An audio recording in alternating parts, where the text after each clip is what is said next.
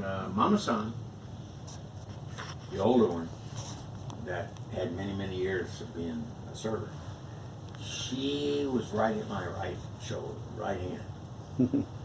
I would get half my juice glass emptied, and she would pour it full. And she gave me so much attention. I was the demo, but it was me. She didn't mess with any of the others, and so everybody was kidding that she had a thing for me. And of course, the Japanese knew what was going on, but we didn't know what was going on. I was the guy with gray hair.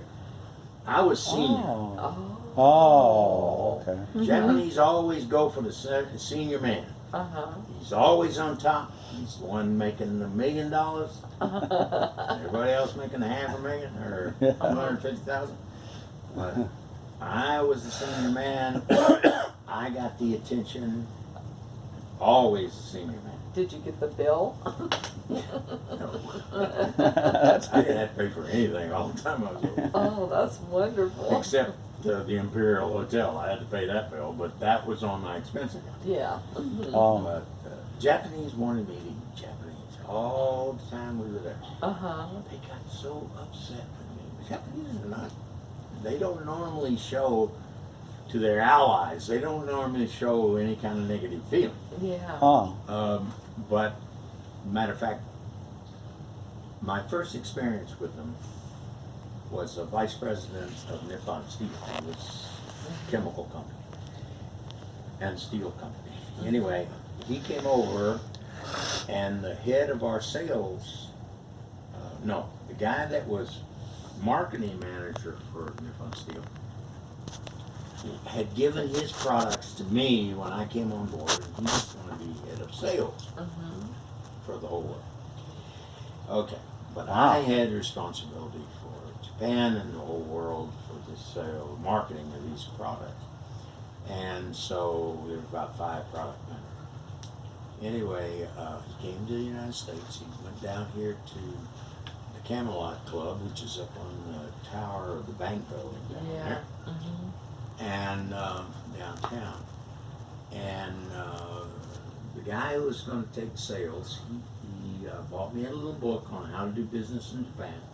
He said, read this, you'll understand Japanese frontwards and backwards. He said, it was about that thick, a quarter and a half inch. He said, read this, it's written by a guy that was born in Japan, was head of the Japanese Chamber of Commerce, and he wrote this little book. He said, you will understand Japanese ways and what makes them tick. And so he said, now, Kojima-san is coming here. We're going to take him to dinner, you and I. Kojima-san has a relationship with me, like 10 years. Yeah. His relationship to me is that he trusts me implicitly. After this dinner, he will trust you implicitly. I am transferring my relationship to you.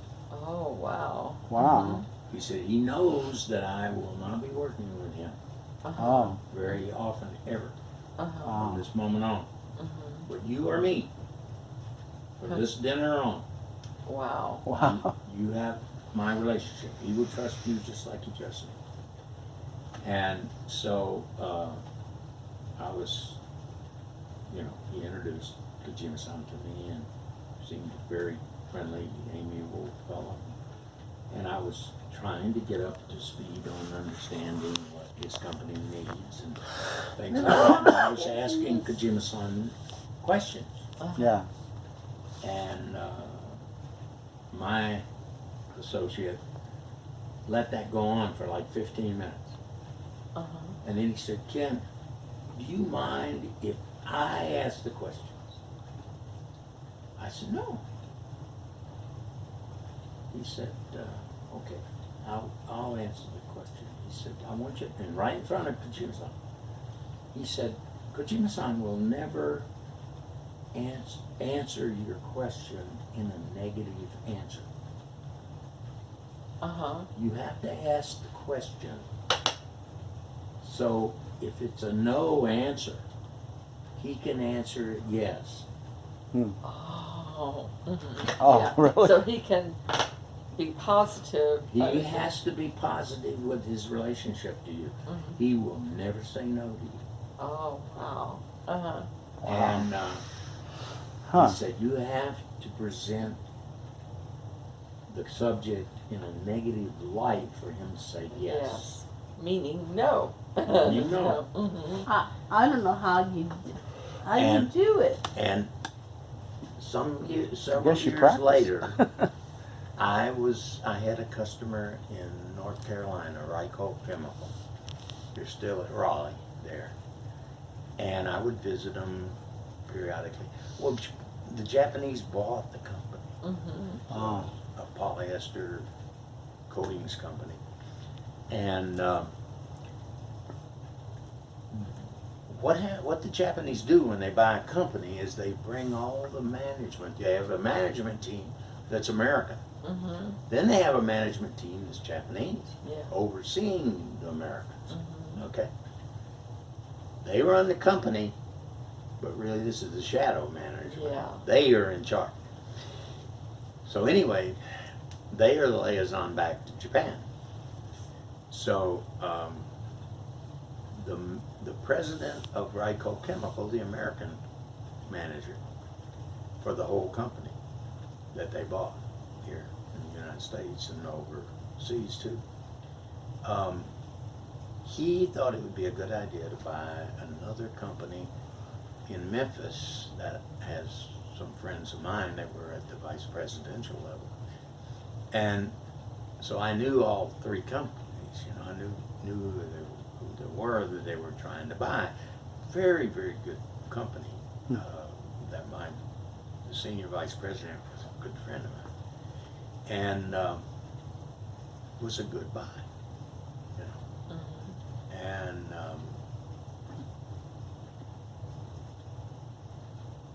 it got down to the final signing ceremony.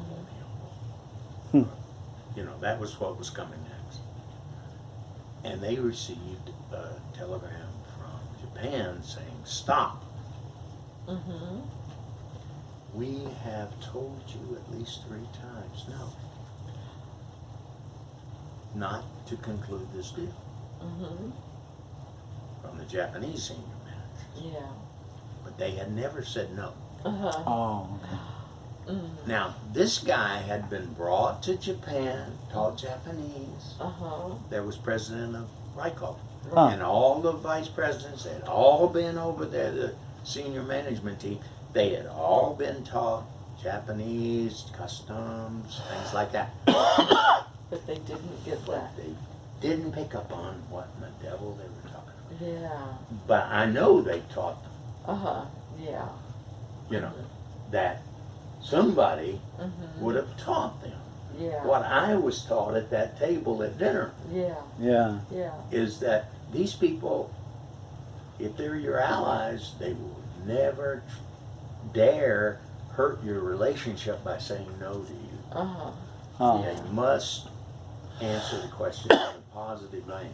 Yeah. And that was just the proof of it. They got that far along Uh-huh. on a deal, a sub company to the Japanese company, to buy another sub company, Yeah.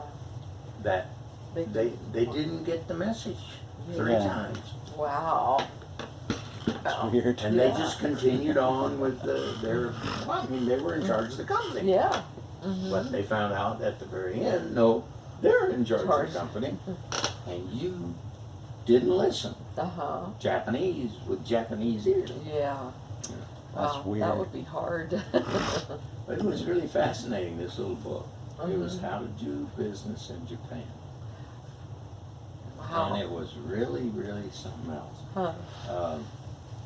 Then I got a Japanese language Oh. training. You okay? I was trying to learn some Japanese words. Uh-huh. And I found out that was undoubtedly the most important thing that I did.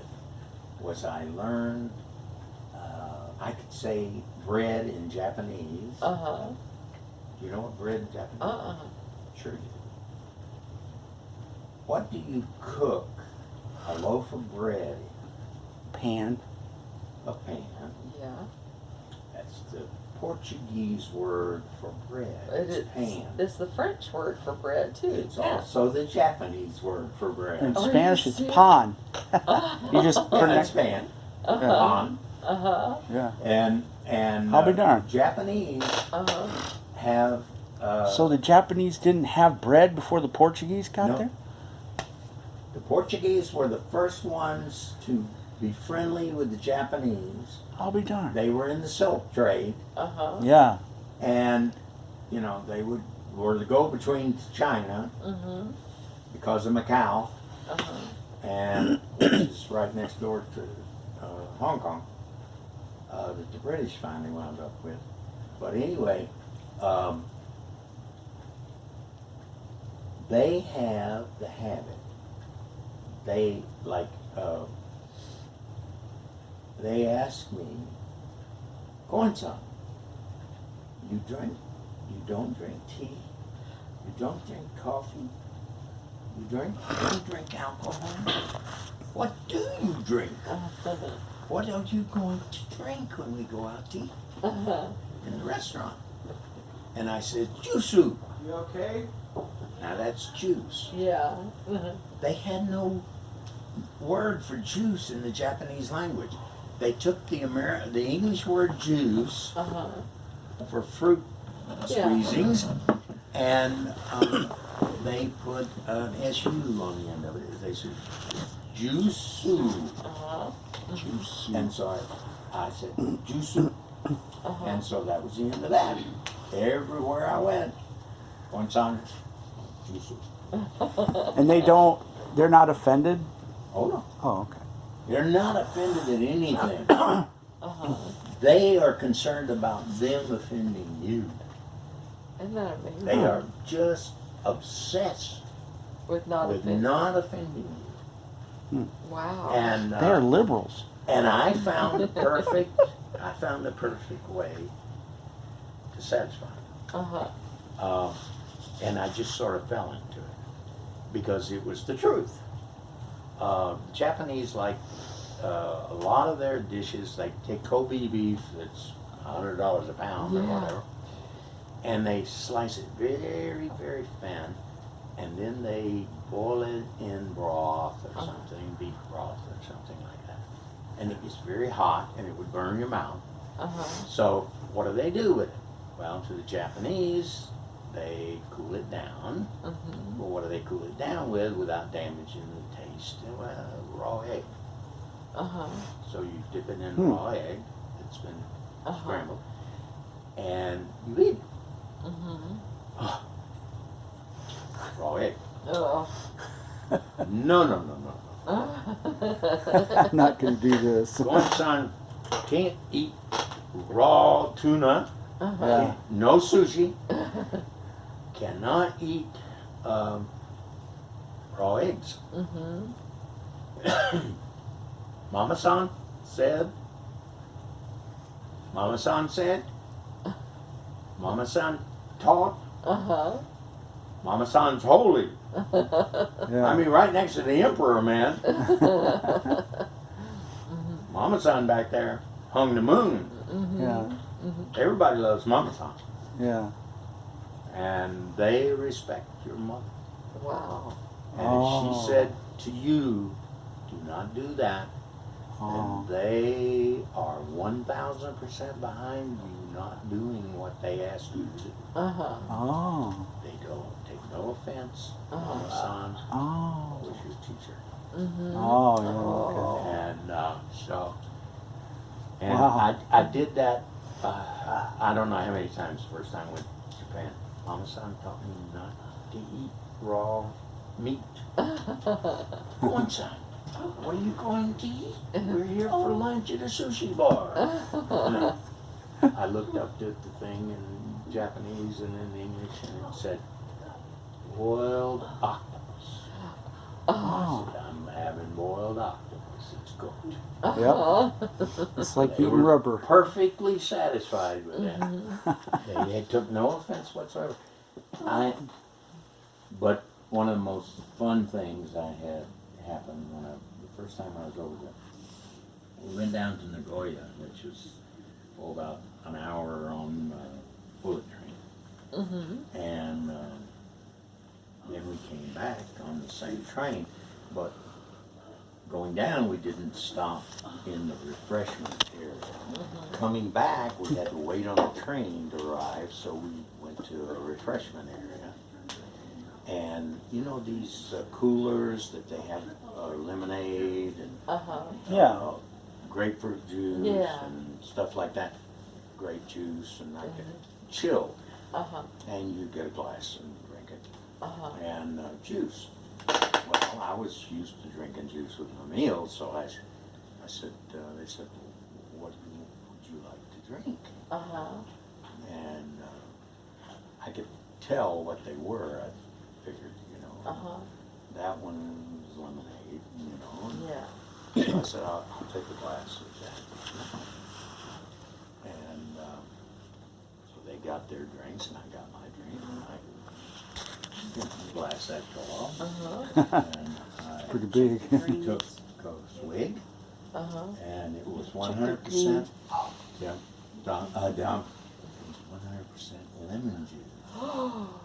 These were juices, all right, but they weren't cut with anything. Oh my goodness. And so you had grapefruit juice, which is not too bad, a little bitter, but not too bad. You had grape juice.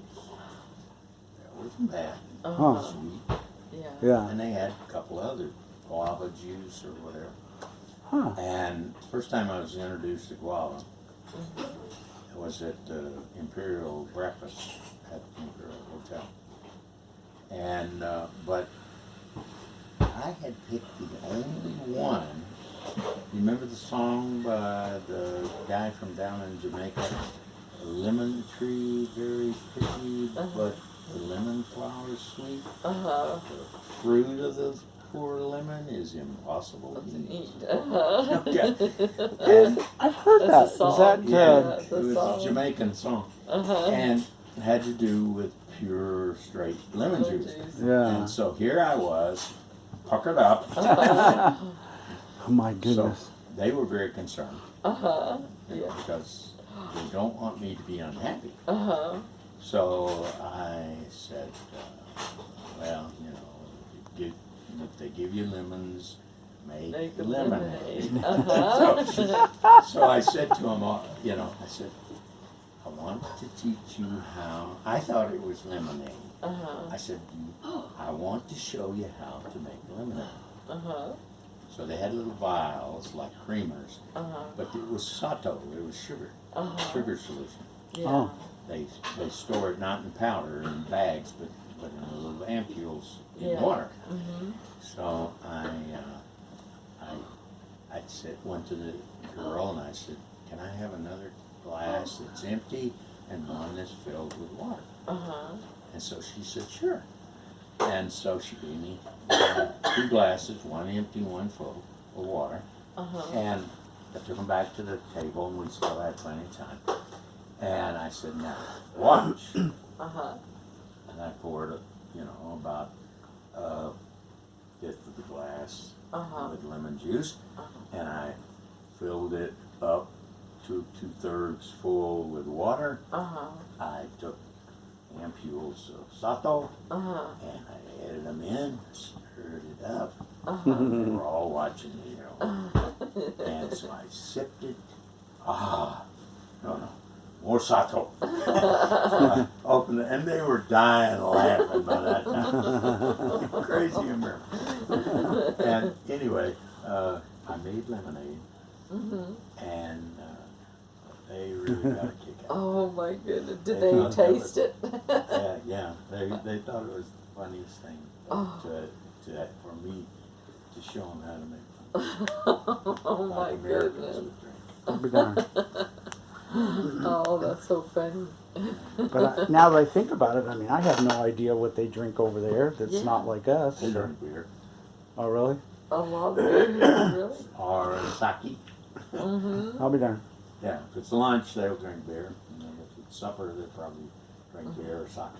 Well, we met this young girl at a Chinese restaurant. She was our waitress, and she ended up moving to a different restaurant. It was a Mongolian,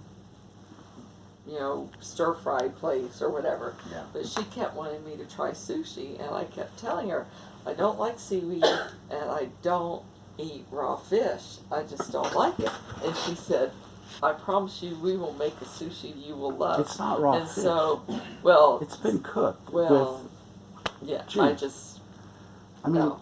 And so, anyway, it's not? no, it's raw. I Tuna thought they raw used- tuna. Yeah, And it tastes sweet, I think. yeah, People but tell me, but I thought they Yeah. used some kind of liquid on it or something. Lemon juice. but I don't know. It's still raw. But she knew I liked It's raw. shrimp, and she knew that I liked rice, and so she had the sushi guy make me sushi out of rice paper. And she put, rice, and she knew I liked cucumbers and all. So they put cucumber, really tiny slivers of cucumber and carrot and shrimp that had been cooked and rice and rolled it in a rice paper. And they were so pretty. And Yeah. she brought those out to me. And so she had to make it Was especially it for cooked me. shrimp? It was cooked shrimp. Thank you. Yes, it was cooked shrimp. Yeah. And it was fried shrimp that they had cut pieces and put it in the sushi. And so, well, it was like the tempura shrimp. They Yeah. had a whole row of it, and then they cut it Is because Mom- the tail was. Is Mom? In the What's that? bathroom. Oh, she's going. I think she may Oh, have sure, already took gone her back back. to Yeah, the back. she was dressed in the bathroom. So, but that was good. But I've never had it since because she knew the man who made the sushi, so she, got him to make it for me special. And so, well, any of them here in the United States they will make you whatever you like. Bacon bacon sushi. That'd be a Texan. They probably wouldn't do that because they wouldn't have it in starting material. Yeah. I'll bring my own Bring your cooked own bacon. Pre-cooked. Ah, I heard you Love make tempura. bacon sushi here. Of all the Japanese foods, Uh-huh. there was one which was sauteed livers Yeah. and gizzards. Oh, really? That's southern. See, that's something my mother would have made. Yeah. That I can eat, but it is very rich protein, Yeah. Yeah. and especially the liver. Water bottle. But That's right behind me. I don't like Japanese food Uh-huh. except the tempura. Yeah, that's good. Tempura fish or shrimp or, and all those vegetables. Yeah, those are Oh, good. Love those are those. good. And they weren't oily. No, they're not. No, they're not. And it was so light, and I just enjoyed it so much. And I found my heavenly food. Yeah. Yeah. It's kiss fish. Kiss fish. Yeah. Kiss fish. Oh. Tempura kiss fish. Hmm. Are those the fish that kiss and Unknown name. These are our stammers. Go on, sis. Oh, that's Trump. It's Donald Trump wanting money. what? He That's a recording of his screams in voice? your ear. Oh, It's are a you- recording? It's his voice? Yeah. Oh, yeah. I didn't think he wanted donations He doesn't. at the But last. he's authorized other people to Oh. give to the Republican Yeah. Party. So, but But he's paying it all out of his you own know, money. I say, hey, if Bloomberg can pay out of his pocket, you can pay out of your pocket. I gave him some money the first time he went around, but I don't have money to give to politicians anymore. He said in his campaign when he was running, I will pay for all my own stuff. So everything that's being, they're using his name, but it's not going to him personally. It's going to the Republican Party. Yeah, and I I He's tell helping the them raise Republican money. Party, I am not a Republican. I'm an independent. Yeah, Thankful you got my vote. yeah, and say I'm independently But wealthy. the last person I gave any significant amount of money to when I was a little younger was Romney. And today I would never give it to him. Yeah. He really disappointed me. Oh, I think the When age Trump has caught came up on with the him. scene. I can say I really did not, and do not support Trump. I support what Trump says. Yeah, Yeah. He says what I've been saying and the American people have been saying for a long time needs to be done. And as long as he does what he says, I will vote for him. that's the way I feel. Yeah, me too. I think that's his. He's tried. I think his whole way of looking at it is okay. American people are paying me to do the following. So he's looking at it like a businessman. Yeah. Yeah. Yeah. I don't have a Yeah. problem It's with in what the they're contract. asking me to Yeah. do, Uh-huh. and Yeah. so In good conscience, I can do what they're asking me to do. They're paying me, even though he doesn't take a salary, but you know, they're telling me this is what they want, and I'm here to serve them. So. And you know, and I've seen with this trade talks with China. Some years ago, I knew the Japanese well, but I you know, not really well, but well enough to do business with them. But I didn't know, and I had worked with the Taiwanese Chinese, but I had never been to mainland China. We had a sales guy that went to mainland China, and he was a good friend of mine. I'd worked with him before at other companies, and he married a Singapore girl, lady, who was in real estate in Singapore. Well, you are in real estate in Singapore. isn't You that got Thailand? mucho money. No, Singapore is an island nation out there near Malaysia. Oh, okay, I didn't know. And it's in the Far East. It really is the center economically, Huh. banking and everything. And anyway, he was in Singapore and he married her and they came back over here, but lived down the road here. I think they moved back to Singapore because she was wealthy. From selling hotels and stuff like that. And anyway, he went to outback Western China, Sichuan, Hunan, out in the boonies. And he said, roast you smell. He said to me, he said, I was at a